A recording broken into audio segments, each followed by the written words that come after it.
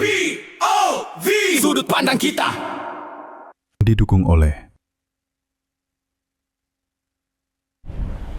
Masih bersama saya Ton Pradan dan juga Gilang Kadafi. Kita masih ngomongin yang namanya kayaknya bertahan di Indonesia aja atau pergi ke luar negeri nih. Nah, kabur aja dulu gitu kan. Lan, gimana lanjut lagi? Tadi kan pertanyaannya adalah masih sama. Menurut tuh kalau seandainya POV lu nih, penghasilan yang sekarang tanpa bantuan orang tua, tanpa kenyamanan juga fasilitas dari orang tua, kira-kira cukup gak kerja keras dan juga hasil keringat lu untuk mencukupi hidup lu? Semua ya, dari tempat tinggal, ya ngekos lah. Kalau orang ngekos 500-600 ribu masih bisa lah, ya nggak pakai AC, kayak orang di luar, it's okay lah. Lo hitung biaya pulsa, ya kan, listrik enggak lah, listrik nggak usah. Lo makan, ngopi kan setelah makan ya, beli baju atau mungkin liburan lo. Nah, liburannya kan nggak usah dihitung yang mewah, liburan lo yang ke Anyer deh, yang kemana deh, yang budget aja, gimana? Oh, kalau gue ngebayangin ataupun gue ngitung-ngitung, sepertinya dengan pendapatan gue sekarang gak bakal menutupi ya. Nah, mencukupi ya teman-teman. Maksudnya se-UMR-UMR-nya mungkin Jakarta, Tangerang, kayak kalau memang pure hidup sendiri untuk mengatur kebutuhan, dilihat pengeluaran ataupun harga-harga pokok atau bahan-bahan makanan ataupun barang-barang lah ya, simpelnya itu kan udah naik semua ya. Kita juga kondisi ekonomi di Indonesia saat ini juga ya sepertinya rupiah masih melemah lagi ya, kayak udah sempat tembus 18.000 lagi, nggak akan menutupi sih ya, mungkin karena harganya makin tinggi tapi pendapatan tetap gitu. Benar. Kalau inflasinya semakin bertambah, pendapatannya nggak nambah ya. Berat ya kan. Itu, nah makanya gue tanya kalau apa yang masih membuat lo berpikir bahwa ini kita ngomongin entry level nih, kalau ngomong di atas beda lagi. Ya kan? Kita ngomongin entry, apa itu alasan lo untuk membuat lo kayak di Indonesia? Bahwa berarti kan kalau yang lo ngomongin tadi nggak sesuai dong ngomongin gitu kan? Oh mungkin gini, kalau mungkin gue kerja di luar negeri, gue bisa aja dapet, tapi nggak sesuai dengan dream job gue mungkin. Itu satu. Kan gue mikirnya kayak gini, walaupun emang gue tipe orang yang suka mengeksplor hal baru, mau mencoba hal baru, tapi kan gitu, gue juga punya dream job sendiri kan, punya plan untuk punya cita-cita. Nah, gue mikirnya kalau memang gue memaksakan kerja di luar negeri dengan pendapatan gede, tapi nggak sesuai dengan gue nggak suka dengan posisi ataupun pekerjaan itu kan, bikin gue nggak nyaman juga, malah capek juga, mungkin capek di fisik, mental dan lain sebagainya. Walaupun ya emang penghasilannya gede, gue mikirnya di situ. Jadi ya udah, lo mungkin hidup stabil di warga negara lo sendiri, asal lo dengan mungkin dream job lo dengan kerjaan yang nyaman, yang sesuai lah. Jadi kayak ya tetap sehat semua, badan fisik sehat, cuman apa ya namanya, mental sehat mungkin, stabil, kekontrol dan sebagainya. Kalau emang oh ini dream job gue, ini selama ini gue usahakan gitu, itu sih. Oke, berarti kan lo masih bisa mengejar mimpi dan cita-cita lo. Mungkin gue bisa mengalami juga yang dialami sama si Gilang nih.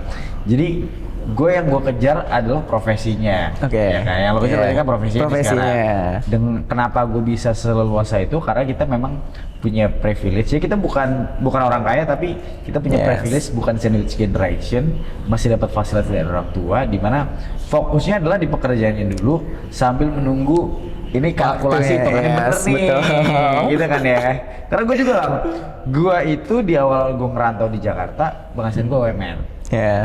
Kantor gue di Jakarta Selatan, ya kan. Gue juga sebagai reporter di salah satu TV, gitu ya. Gue jadi salah satu TV. Penghasilan gue UMR lebih dikit. Di atas UMR lah ya. Penghasilan gue 5,3 atau 5,5 segituan lah. Ya, tapi itu dipotong sama asuransi dan lain sebagainya. Tapi setiap bulan gue masih dibantu buat kos-kosan. Sisanya hidup gue sendiri. Jadi di kos-kosan gue dibayar orang tua. Tapi kalau hidup, bensin, servis itu gue naik motor, servis motor dan lain sebagainya, beli baju, ngopi, itu gue sendiri. Listrik udah termasuk duit bayar. Itu jadi gue masih bisa bekerja nyaman. Makanya gue tahu sebetulnya kalau ngomongin duitnya, menurut gue nggak masuk. Iya. Nggak masuk nih, karena kan UMR Jakarta setiap daerah UMR-nya beda. Beda-beda. Ya kan? Iya. Nah kita kosan gue butuhnya kan pasti ya dengan standar nyaman di rumah kan. Kamar satu yang nggak gede, kamar mandi dalam. Itu udah paling penting. Asli, udah simple aja. Itu pun menurut gue kayak berat. Berat, apalagi Jakarta Selatan berat banget. Iya sih, daerah Jaksel. Nah makanya lo selain apa cara lo dan trik lo untuk supaya mengejar kekurangan lo ini sekarang dengan yang ada di Indonesia, kalau menurut gua, dengan kondisi yang industri pekerjaan di Indonesia apa biar lo supaya cukup dan akhirnya nggak butuh nih fasilitas orang tua. Oke, mungkin saat ini gue belum mengerasai langsung kali ya. Hal itu pertama satu karena gue juga masih kuliah dan lain sebagainya. Ya tadi itu yang pernah gue sebutin, gue di Indonesia kenapa gue masih emang tetap mau berkarir di Indonesia, mungkin kan ya itu tadi gue awal gue berpendidikan mungkin masuk perkuliahan, gue udah punya dream job gue, plan apa yang gue tuh kuliah mau mengusahakan apa sih gitu kan, pasti kan gue mendalami ilmunya pendidikan dan sebagainya, sebagai seorang jurnalis mungkin kan udah masuk ke semester 6, bulan depan udah semester 7 sebagai mahasiswa jurnalistik gitu kan. Ya udah, jadi gue percaya aja, gue yakin kayak oh mungkin emang karir gue di Indonesia nih, karena kan agak susah juga ya walaupun emang plan gue mau kerja di media, dan kalau gue keluar negeri itu kan gue mungkin keterbatasan di bahasa. Ini kita ngomongin di luar dari pendapatan dulu ya, penghasilan dan sebagainya.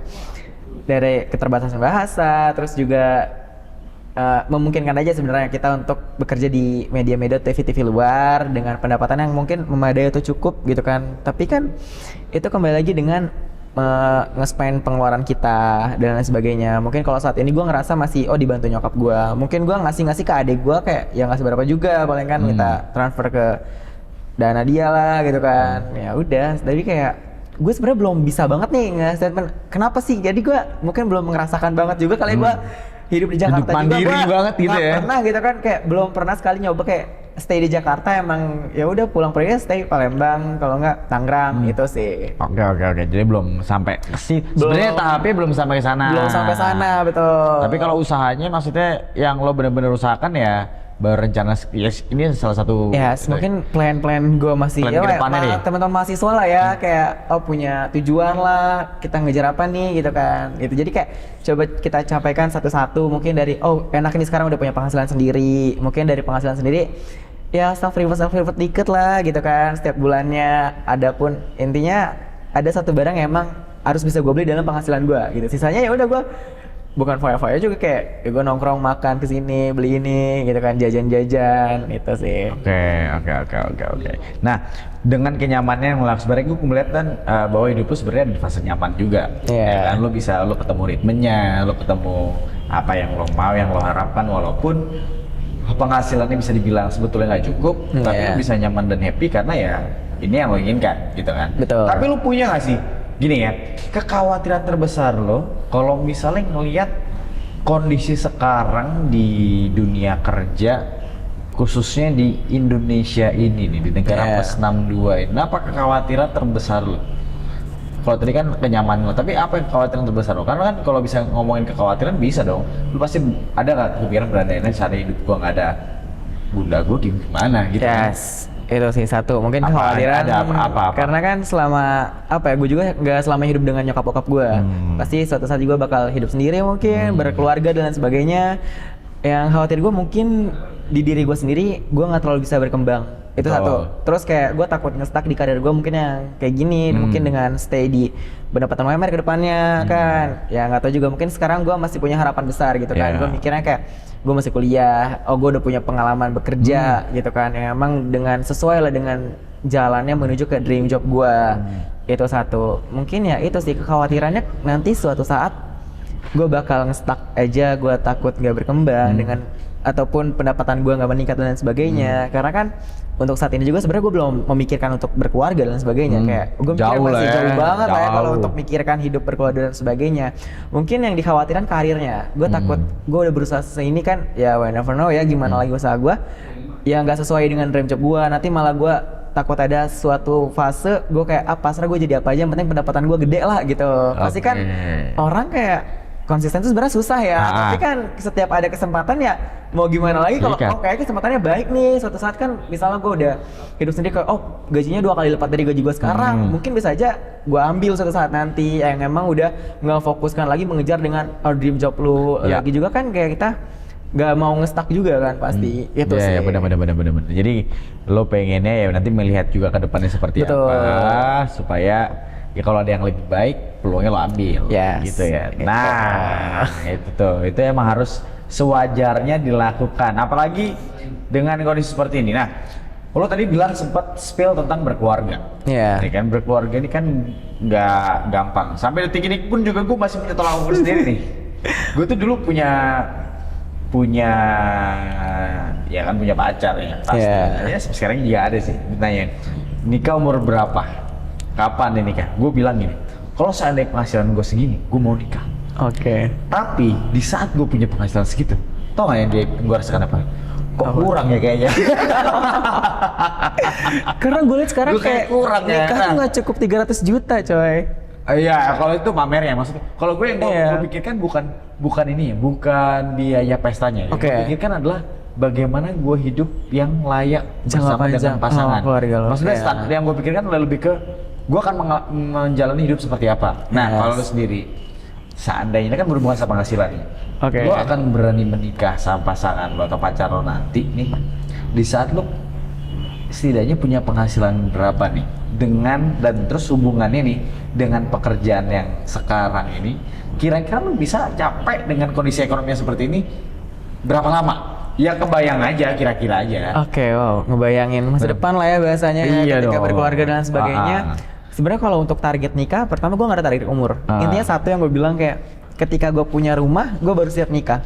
Itu satu. Karena kan ya gue juga ya harapan lah ya, maksudnya kayak cita-cita gue nggak mau after nikah stay di kontrakan dan sebagainya. Jadi kayak gimana usahain kayak saat ini ya udah gue berusaha dulu. Di Menteng lagi, rumah di Menteng ya? Iya amin lah ya, misalnya orang Menteng. Kalau nggak mau stay di mana pun ya pesisir pantai, Bali ya, stay di Bali kan bisa tuh. Jauh dong, nggak ada kerjaan di Bali dong. Intinya ya udah gue yang selalu gue bilang juga, mungkin kayak juga bilang gue mau nikah ketika udah punya rumah. Itu satu. Kalau untuk dari penghasilan mungkin ya kita sebagai kepala keluarga nantinya kan harus lebih tinggi dan sebagainya gitu kan. Jadi kayak ya mungkin mencukupi hidup satu keluarga. UMR Jakarta sebenarnya dibilang cukup masih agak belum cukup ya. Kalau mungkin kita hidup mungkin bayar listrik, belanja bulanan, ngapain mungkin istri dan anak nanti kalau udah punya anak, udah jauh banget nih pikiran gue yang bayanginnya ya. Itu sih, jadi ya mungkin target minimal banget punya gaji di 10 juta lah, misalnya atas UMR lah ya, kayak sebulan 10 juta cukup lah untuk menghidupi keluarga.